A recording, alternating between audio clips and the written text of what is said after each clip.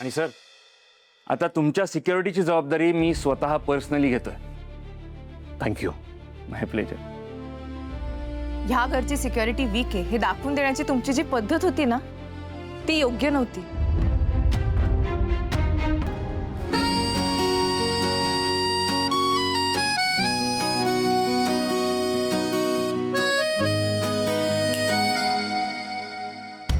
काय म्हणते मी, तुम्ही हा जो काही तमाशा केला तिकडे येऊन, त्यापेक्षा तुम्ही दुसऱ्या पद्धतीने आम्हाला सांगू शकला असतात की इथली सिक्युरिटी वीक आहे. मला असं वाटतं तुम्हाला हे दाखवून द्यायचं होतं की तुम्ही ग्रेट आहात. हो, तुम्ही इतक्या मोठ्या पदावर आहात, अशी लोकांमध्ये पॅनिक सिच्युएशन क्रिएट करणं बरोबर नाहीये. तुम्ही वेश बदलून आलात, हातात बंदूक होती, सगळे खूप घाबरले होते. आमच्यापैकी कोणीतरी तुमच्यावर हल्ला केला असता तर तुम्हाला काहीतरी झालं असतं, किंवा आमच्यापैकी कोणाला काही झालं असतं तर. त्यांनी जे केलं ते योग्य केलं. त्यामुळे कळलं तरी की आपल्या घरातली सिक्युरिटी वाढवण्याची गरज आहे. सर, आपलं कर्तव्य हीच आपली ओळख जर असेल ना, तर त्याच्यासाठी उचललेलं प्रत्येक पाऊल तितकंच महत्त्वाचं असतं.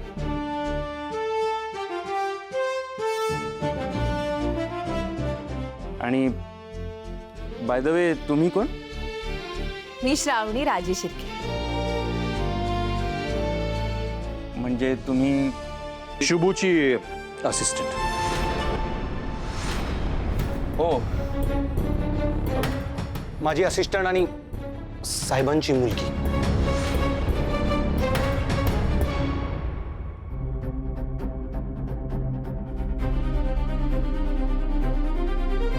अच्छा,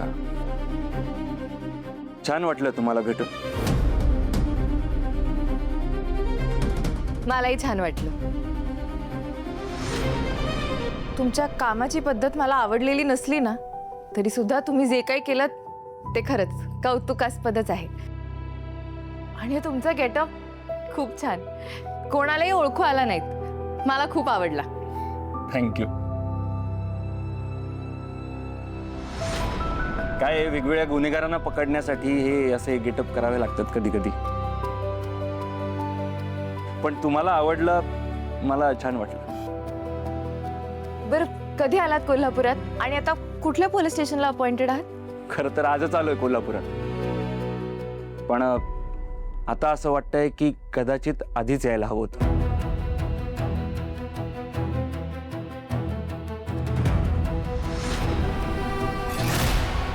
साहेब, शेक हँड झाला.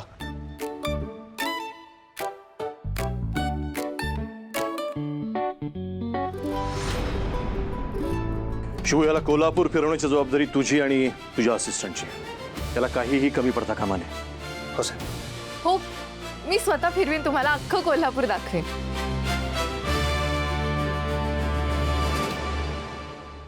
सर, आप ठीक है? हो, मी ठीक आहे.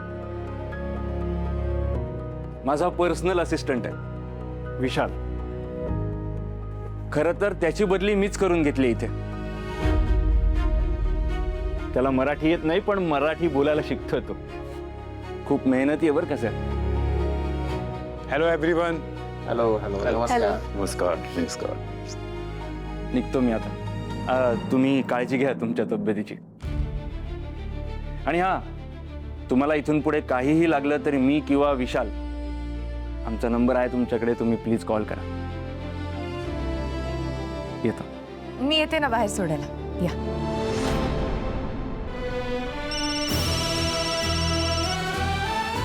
हॅलो. हां, मी चेंज करून निघतो लगेच. पोचतो. येतो सर.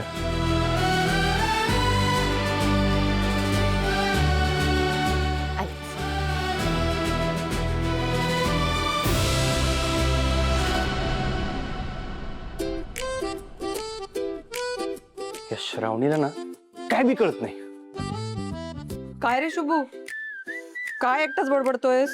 एवढा मोठा हँडशेक मी माझ्या ना उभ्या आयुष्यात कधी बघायला नाही. कोणाबद्दल बोलतोयस तू? हा, माणूस कोण आहे, कुठला आहे, कसा आहे माहित नाही ना, तरी बी हँडशेक करायचं.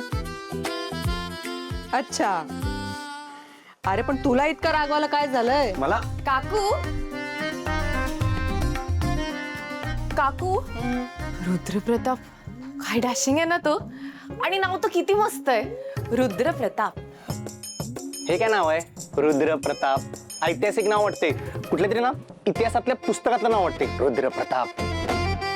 अच्छा, मग नाव कसं असायला हवं रे तुझ्यासारखं?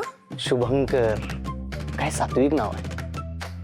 मला तर बोरिंग वाटतं हे. म्हणजे रुद्रप्रताप कसं एकदम भारदस्त नाव आहे ना म्हणून. पण काकू तुला माहितीये का, काल शुभूनेच वाचवलं मला गुंडांपासनं. असली धुलाई केली ना त्या गुंडांची. शुभू थँक्यू. पण रुद्रप्रताप असताना तर वाटच लागली असती माहिती त्या गुंडांची. म्हणजे शुभूचे 10 ठोसे, त्याच्याऐवजी ते रुद्रप्रतापचा 1 ठोसाच पुरला असता. एका फाईट मध्ये 3 गुंड गार झाले असते. किती मतलबी आहेस ग तू. हा, एवढंच होतं ना मग त्याला बोलवायचं ना. मला कशाला बोलवलंस मारायला? हे बघ, पहिली गोष्ट, मी जर रुद्रप्रतापला आधीपासून ओळखत असते ना तर त्यालाच बोलवलं असतं. आणि दुसरी गोष्ट, मी काही तुला बोलवलं नव्हतं, तूच आलास आपला तोंडवर करून मदत कर. नाही, मला कळून चुकले. तू मतलबीच आहेस. मला कळत नाही तू एवढा का जळतोयस. मी कशाला जळू? मी नाही जळत. नाही ना, मग ठीक आहे. पण काकू काय आहे ग तो रुद्रप्रताप. म्हणजे ना एखाद्या फिल्म मधला हिरोच वाटत होता तो. भास्कर, श्रावणी, तुझं कामाकडे लक्ष नाही. हा, हे बघ, मी तुझा बॉस आहे, तू माझी असिस्टंट आहेस.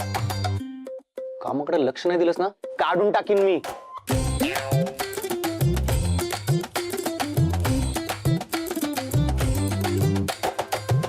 काय ग, का त्या बिचाराला त्रास देतेस? अगं काकू, मगाशी मी ते रुद्रप्रताप बरोबर हँडशेक करत होते ना, तेव्हा मी बघितलं हा शुभू जेलस होत होता, म्हणून जरा जास्तच केलं. अगं पण असं करून काय मिळणार आहे? पण हा, त्याच्या अशा वागण्याने हे कळत होतं त्याचं तुझ्यावर खरंच प्रेम आहे. काकू, ते प्रेम ओठांवर यायला हवं ना, आणि म्हणूनच केलं मी हे सगळं. त्याचं माझ्यावर जर खरंच प्रेम असेल तर तो मला आय लव्ह यू म्हणेल. म्हणजे तू बघच, आता वधवूनच घेते मी त्याच्याकडनं. काय ग तू?